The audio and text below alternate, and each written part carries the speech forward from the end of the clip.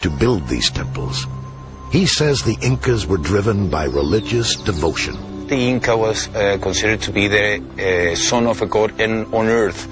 Now, if I am here and I have to work very hard, imagine carrying these big blocks and working them out, I wouldn't work for a man, but I would work for the gods. Since the Incas kept no written records, we will never know for sure just how these stones were moved. But they were moved without the use of the wheel. And they were joined together without the use of mortar. Incredible feats, astonishing temples, like Ollantaytambo, and this one, with an Incan name provocatively pronounced Sexy Woman. Nearly 20,000 men were involved in the construction of Sexy Woman, and it took nearly a century to build. The blocks weighed upwards of 300 tons. Legend has it 3,000 lives were lost hauling one huge stone. Amazingly, the zigzag pattern is the only thing that cements the stones together.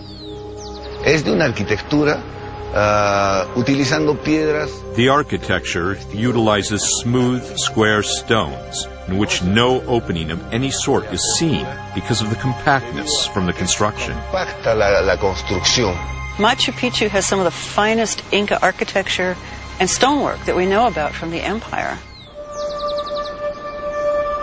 Less than 60 miles away is Ollantaytambo. 200 stone steps lead up the terraces to 6 monoliths of enormous size, also assembled with astounding precision. They tell the story of how the god Huitlacocha created the world. We've got the 6 steps in the creation of the world. And finally,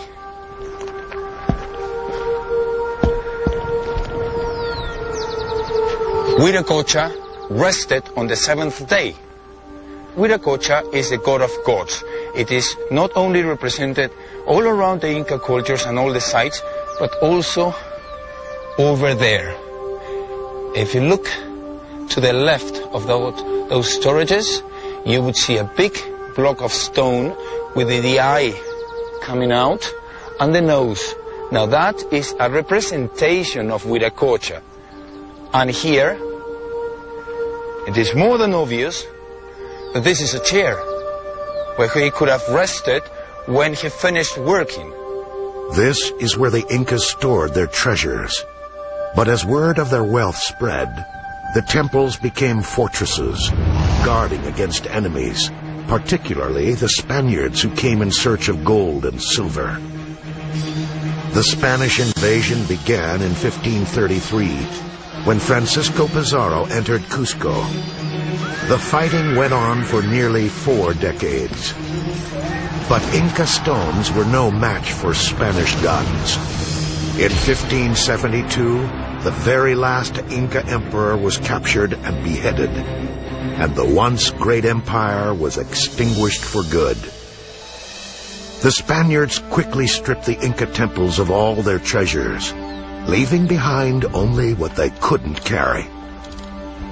But one site remained untouched: Machu Picchu. High up near the heavens, hidden from the world below.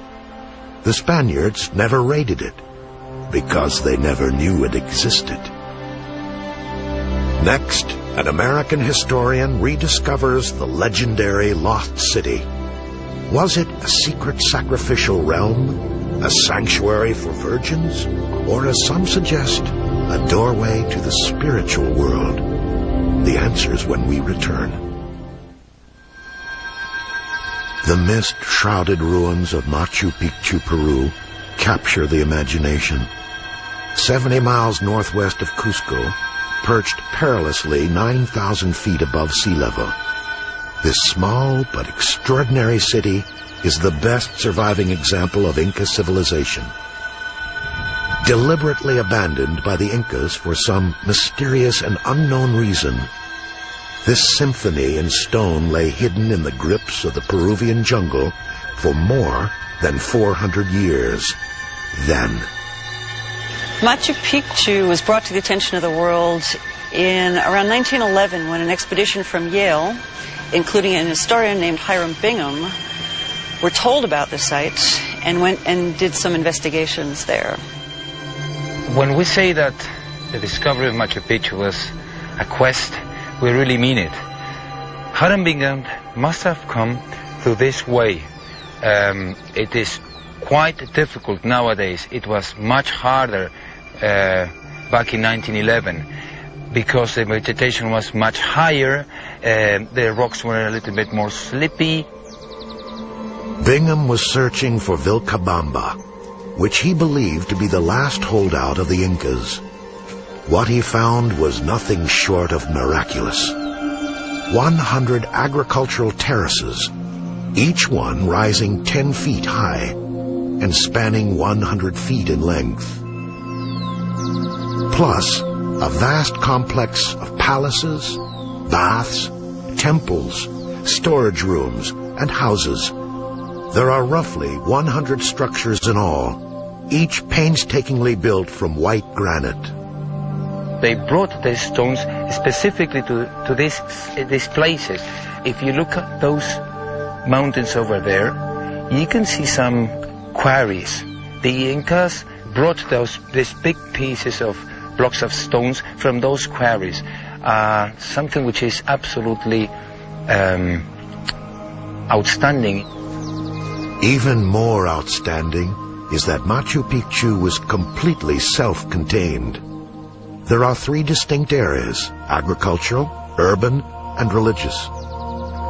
Hundreds of steep stone steps connect them. Scientists can only speculate as to why the Incas abandoned Machu Picchu, and why they even built it in the first place. Jose Moscoso believes it was used for